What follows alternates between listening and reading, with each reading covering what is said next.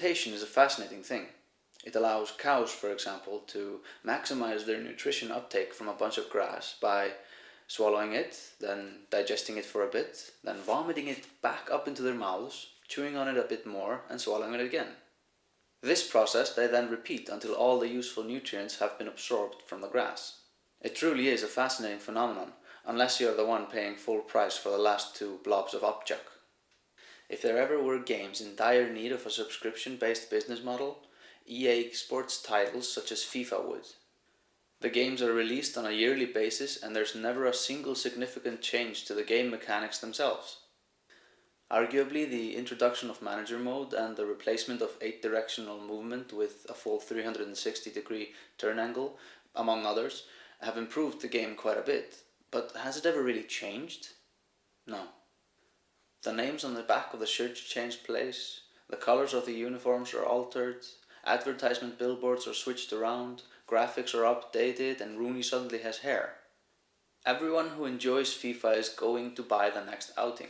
It's almost become a natural law, much as the law of cats and laser pointers. How much easier it would be if FIFA players were given the option of paying $5 a month and all these minor updates would come to them on a regular basis via update services. EA would still get its $60 a year without any need for shipping and packaging, and the player would still get that fuzzy feeling inside when there's a new overpaid teenager running around on the field wearing a Manchester uniform. That, plus the warm sensation of vomit on their hands. But the example of EA's extraordinarily lucrative and monotonous sports franchises is probably the most obvious one. There is another example of a series that regurgitates its material on an almost yearly basis: Call of Duty. Since the release of Call of Duty 2 back in 2005, the series has used the same graphics engine. The Infinity Ward engine, aptly named the IW engine, has been heavily modified to increase the power developers can squeeze out of it. The series has also moved from a World War II scene onto modern warfare, but the game itself hasn't really changed at all. Can anyone tell me the difference between these screens?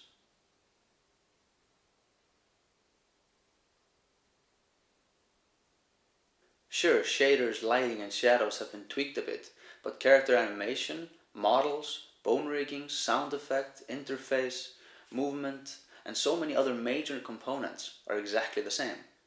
It's essentially the same program, with a couple of more megahertz to use for anti-aliasing. I'm not saying that Call of Duty is a bad series. It's actually one of the best in the shooter genre when it comes to realism and narrative. But am I the only one who fondly remembers the day when such minute changes and plot advancement as each iteration of the series brings belonged in an expansion pack, sold at half the price of a new game?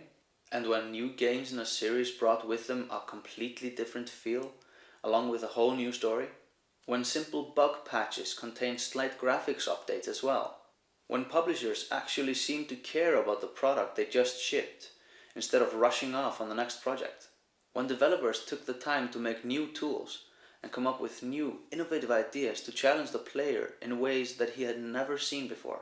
I used to love the multiplayer in Call of Duty 2, and when Modern Warfare was released, I hoped that it would be exactly the same, only with modern weapons.